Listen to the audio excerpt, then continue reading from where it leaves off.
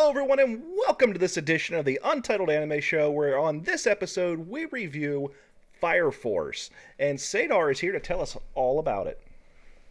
Sure. Well, Fire Force is serialized in weekly Shonen magazine. No. I know, it's hard to believe, right? I've never actually seen a physical copy of this thing, but Duck, have you? Because I imagine it's got to be like this thick. Shonen Jump? Yeah, Yeah, they sell them in like giants and stuff. it's got to be like this thick because I used to read them when I was a kid. there is so much that comes out in Shonen Jump. It's just They're ridiculous. But I no, they're interrupt very, this. very thick. So much of quality that comes out in Shonen Jump. I'm sure there's some stinkers, but so far it's quality. So Sadar, continue. Well, there's been chapters collected into 22 volumes as of last month, and the Fire Force first premiered in the magazine in 2015. The anime series was adapted by David Productions and first aired in the summer of 2019 in anime format. A second season is scheduled to premiere later this summer. The plot centers on a series in a city that takes place in a world 250 years after what's referred to as the Great Disaster, where nearly the entire world burned in a cataclysmic fire.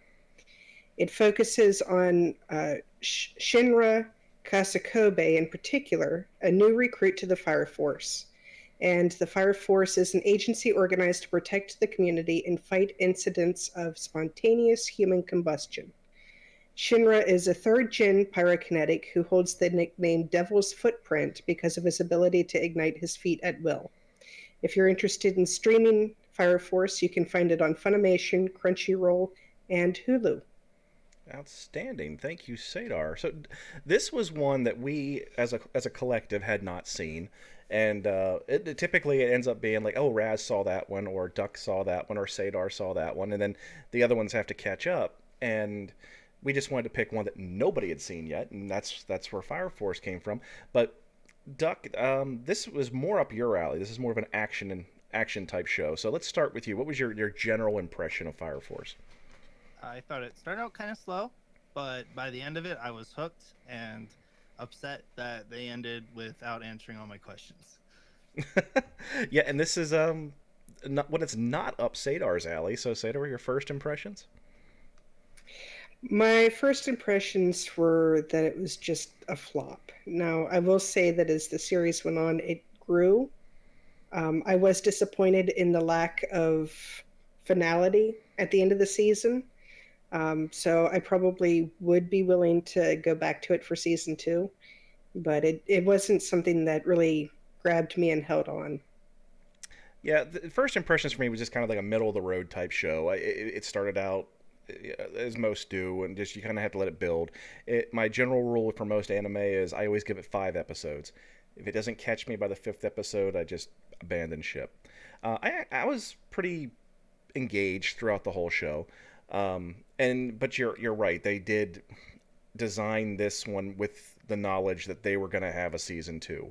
So if you're looking for something that is self-contained and you're trying to get through and just watch a single story, this is not for you, because this is going to be an ongoing series, and I believe it's got more issues already out than My Hero Academia does. Is that right, Sadar? I believe so, yeah. Okay, so let's go ahead and take a look at the scores. And we're going to start out where we always do, with originality, and we're going to start with Duck this one. So you gave this a 3. Yeah, it loses some points here because I feel like almost every character has an origin from another anime. Like, for instance, I think Shinra is an almost perfect copy of Natsu from Fairy Tail. The way they act, their powers, they're so close together. Uh, it's like I can clearly see that he was, the origin, and the really strong girl. I don't remember her name, but she does when they call her a strong gorilla. She does the exact thing Edward Elric does when he gets called short. Yes, They're you're like, "Oh, you're absolutely short." And he's right. like, "Who you calling a tiny little ant that's too small to be above people's feet?" Like it's the same thing, and it it really bugs me. It was just so much of a distraction that took away from the originality of the show. But it's like a lot of them are. There's things that take away from the originality, but the plot is original. All right, so I gave this one a 3 as well, Duck, and I'm just going to build on what you said. They took the standard dystopian future and said, okay, the world's been destroyed. There's one city left. How many stories have we seen it where there's just that one city left? Yeah. I mean, you can go anywhere from Judge Dredd all the way up to just about every sci-fi thing that goes on right now is there's that one city left. In this case, it's Tokyo. But then we get to the characters. The characters are all tropes. Every single one. There's an archetype built off of another character, just like Duck said. That's not to say that they're all complete, utter rip-offs, like, oh my god, that is this person, or that is this person. They're they just did a lot of borrowing, I think. But then again, you could also argue that what is left to be original with in a lot of cases. No, that's a fair point. That's something I struggle with when I take points off for having character tropes. Like character tropes might just be a necessity to some of the best stories, if that makes any sense. It does. I mean, but like with like a lot of pro wrestling storylines, there's everything's been done. It's all been done. I mean, look and go to the theaters. Now we have theaters that what is in theaters right now? Remake of this, remake of that, prequel to this. They can't. There's no original storylines left. So you're right. I have a hard time with that scoring. But there's just I couldn't give it a perfect 5. I didn't want to give it a low score because it was a good story. But originality wise, I just couldn't give it above a 3. Sadar, you hated it. You gave it a 2. Well, I wouldn't say that I hated it, but building off of what the two of you said, yes, there were tons of tropes. Yes, it's the last city in the world after a cataclysmic event, but I had to score this harshly because despite being a series that focuses on spontaneous human combustion, which could be so unique, I haven't seen any other animes that focus on spontaneous human combustion, Which is a mouthful. which is a mouthful. But it could be so unique. But despite a series where everything's focused on fire and what can be done with fire, they still had to weasel in a way to get the cat girl. And yeah, and let's also point out that despite her attempts, she couldn't keep her clothes on. So we have a cat girl whose clothes are constantly falling off in a show that's supposed to be about fire and fire use. Yeah, I've got some comments about that too. Yeah, just the fact that we have a character who's, is able to harness the power of fire, but for some reason, by doing that, she produces cat ears, a cat tail, and cat claws. I mean, but yeah, she's a cat girl, and she, for some reason, and in the most ridiculous manner, gets naked a lot. So, so moving on to story, Sadar, you gave this a 3. I did. It wasn't a bad story, but I think that a lot of the potential that was there was wasted in a lot of ways because there was too much focus on fitting in as many tropes as possible and fitting in as many awkward gags as possible. It was just awkward for me. Yeah, I gave the storyline a 3 as well. I enjoyed it. It seemed like the show kind of struggled to figure out what kind of show it wanted to be, if that makes any sense. In a lot of ways, it was very serious, and then it which I'm sure we're going to talk about, it flew way off the rails and went just comedy in some ways, which the comedy was funny. Don't get me wrong, it was funny. It's just it seemed like the show struggled to find out what its identity was going to be. I would say some of the comedy was funny. Some of it just was painful. There definitely was some cringe. Not as many as that make me turn off the show, but it did have some cringe. Duck, you gave this a 4, so you really liked it. Yeah, I really enjoyed the story. I thought it started off real slow, and especially in the first half, there's where they're, like Sadar said, they're really trying to figure out what they want to be, like what they want to do. And then the first like major action sequence got harshly interrupted by comic relief, and it totally threw. I didn't think I was gonna like the show at all at that point, but then they kind of got away from that a little bit. Yeah, 'cause you are definitely an action guy, so yeah. Yeah, I love the action, and then I'm like, okay, here we go. Now we're getting into this, and then the main character gets a face full of titties, and I'm like, are you serious? Are you serious right now? Like, we don't need this. save this for after the event or something. But they slowly kind of like started to dwindle down with that as it went, and it did start to take itself a little bit more seriously. And then I could tell some of the things that I thought were a little annoying in the beginning, or I thought was just like long-winded explanations of things. They were just planting seeds for things that are going to come into play in the future. And I love anime with long story. Um, that's my thing. I love the huge worlds they create, and I love to like have something that I grow with over the years watching it. So this seems like it's going to be like the next one of those. So I can appreciate some of the stuff they did in the beginning. Except I hated how they made the nun an idiot halfway through. That's a that's something I wrote in big caps on my little notes here. Is what? Why would they do that? Her character did seem to change quite a bit. She went from being kind of like a mysterious, quiet character to just being. I mean, Yeah, I don't get that, and I think the characters got a little too OP too fast to make the rest of the story good. Like they're gonna have to be underpowered to have normal fights in the next season. yeah, and you're right. They did do a lot of world building around this. This is something you don't typically see in the first season of anime because they don't know if they're going to be a season two. But you can tell when they commissioned this and they started doing it, they knew this was going to have a season two. This is going to be a long stretching arc. Now I will warn people, and I'm going to ask Duck. I'm going to warn people by asking Duck this. On the last episode, did you watch through the entire credits? I don't know if I did or not. You might be surprised to know there is a post-credit scene that is several minutes long. Oh, yeah, I will have to check that out. There was only a few episodes where they actually had post-credit scenes. There was very very few. I mean, I could probably count them on one hand. But the last episode does have a long post-credit scene, and it really does set up. It gives you a little bit of finality for the first season, but also again sets up for season two. So that's just something to keep in mind if you do watch this series, to make sure you watch the credits. So let's move on to artwork. Duck, you gave this a 3. Yeah, so I'm just gonna go down my list of bullet points. He's got a list, folks. Yeah. Okay, one, the women were way too over sexualized, and it took away from the plot. The strong girl and the cat girl look way too close, and oftentimes, if they're not standing directly next to each other, I don't know who it is until I see their power. And I didn't like the weird shapes in their pupils. I thought that was like bad, and I know a thing or two about special eyes in shows. I didn't like these ones, and the teeth sucked. But the teeth, man. Yeah, but props on making all the fire look unique for each character. That was something that I can't take away from.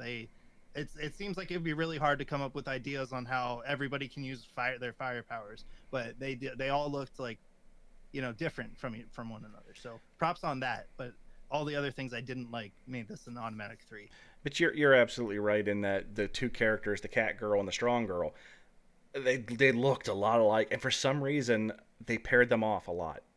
Mm-hmm. Those two were always literally standing next to each other or off on their own little side quest, and it was just like, okay, that one's jacket's open, so okay, she's wearing a bikini, not a shirt. Gotcha. That's the cat girl. Yeah. Yeah, they were very very close. I mean, a lot of times you have anime where they have the wild, fantastical hair because it's easier to tell them apart. But in this instance, they didn't. They all have very realistic appearances, quote unquote, especially with the hair, but no outrageous coloring or anything like that. So yeah, you kind of have a real hard time with that. Did you have any issues with that, Sadar? No, but I usually tell anime characters by their hair like that, and they did have 2 distinct hairstyles. It was the same color. It was all straight, dark, but one of them had 1 ponytail, and the cat girl had 2. Ooh. Well. Well, I their iris colors that I had to use. I did give it a 3. I thought it was kind of just middle of the road, nothing outrageous, but they didn't. I think the biggest thing that I took points away for was it had to have been an artistic decision, and it might have something to do with something they did in the manga rather. But when there's times where the faces are blank, there is literally there's no eyeballs, there's no nose, there's no mouth, there's no nothing. There's just a blank canvas, and you typically you see that kind of stuff when the person's like way off in the distance and you can't barely see them.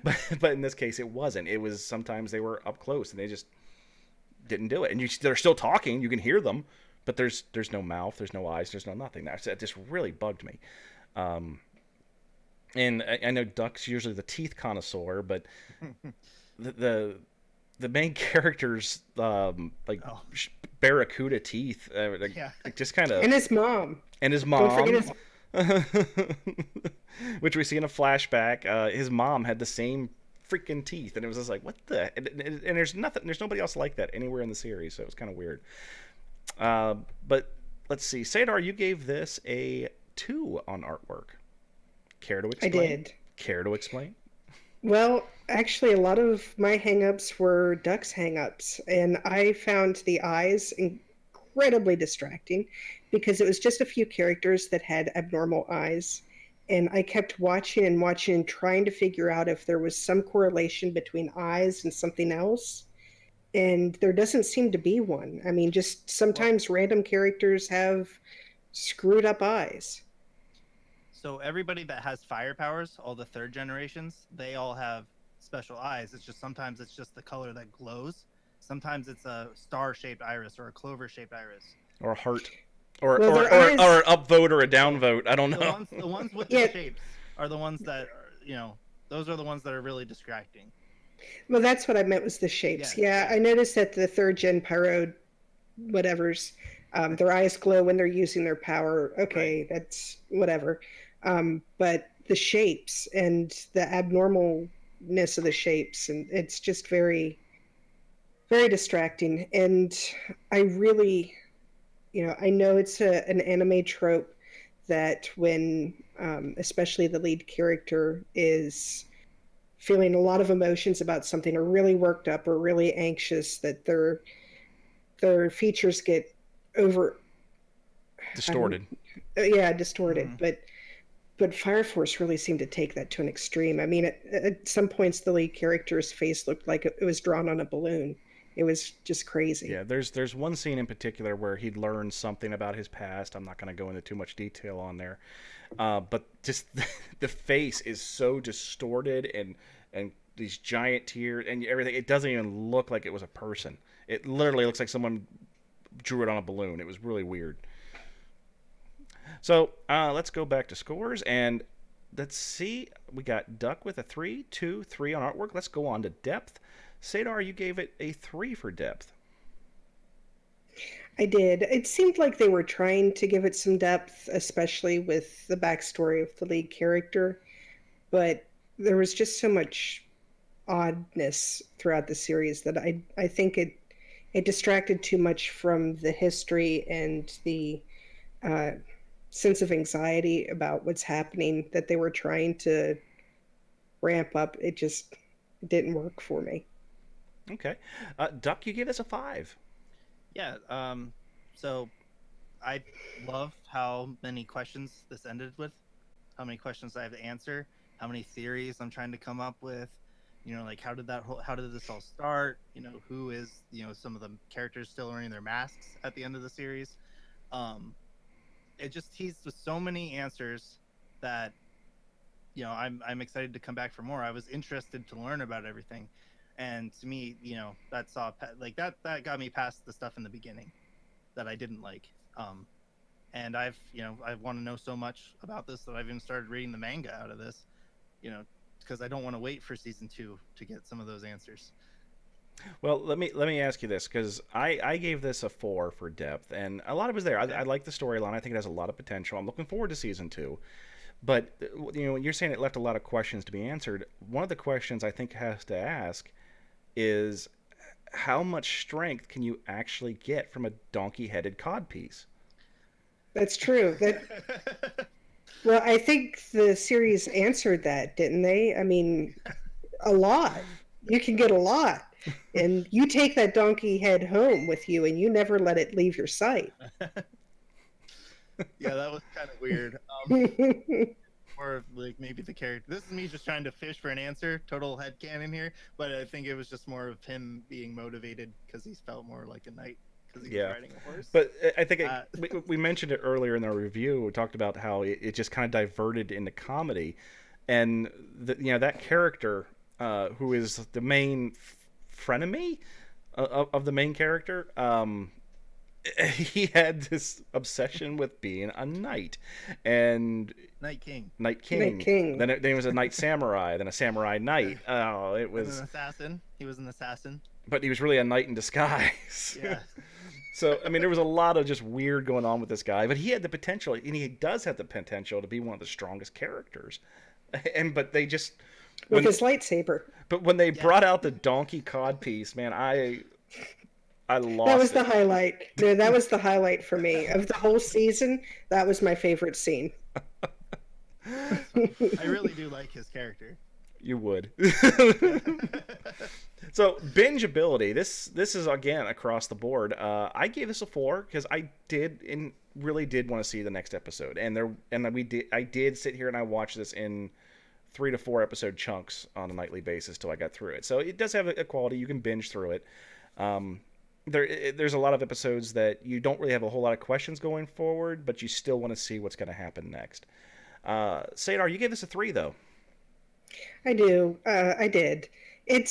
I wouldn't try to talk anybody out of watching it. I think it's worth giving it a shot. I just wouldn't put it at the top of your to watch list. Which we'll talk about at the end of the show. Duck, you gave this a 5. I watched the whole thing in one day. Wow! That's commitment, man. Actually, you were messaging me about your first world problems in watching it, and I know. Funimation was being very, very slow, and it randomly started giving me ads during this day. Maybe it's like, oh, he's watching too much. Let's break it up let's break up the action with some ads. And then it was the same ad twice, so it's even more infuriating. And then when I got that to stop, it wouldn't load. Like it would have to buffer after every single episode I watched, and I would have to like exit out of the play next episode and start the next one. So I'm furiously texting Raz like, dude, Funimation needs better servers. I can't handle this. Well, and it was funny because I was reading through it, and your realization of what you're complaining about finally dawned on yourself, and you're like, I just want to go watch my stupid firefighter show. Yeah. I'm like, I know, I should be happy that this is my biggest problem, but I'm upset.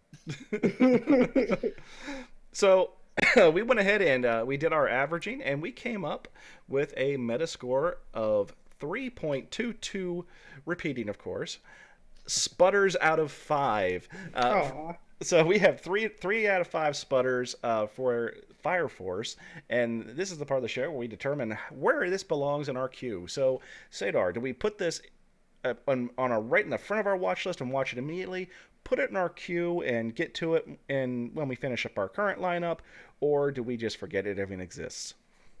No, like I said, I think it's worth a watch. I'm just not going to encourage anybody to go out there and put it at the top of their lists. Duck?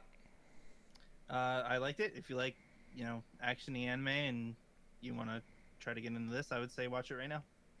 I definitely would say put it in your queue. Maybe not watch it. Maybe not put anything that you're currently watching on the back burner to watch it, but definitely watch it. It's a good show, and I myself am looking forward to season 2. And I think that is going to wrap us up for this episode of the Untitled Anime Show. And we hope that you come back and check us out on our next episode, which I believe we've already determined that is going to be the time I was reincarnated as a slime. And you can catch us on YouTube, and you can like and subscribe to our channel, and we would greatly appreciate that. And if you hit the notification bell, you'll get notified of the new episodes every single time that come out, typically on Thursdays. So that being said, thank you very much, and have yourselves a delightful week. Laters.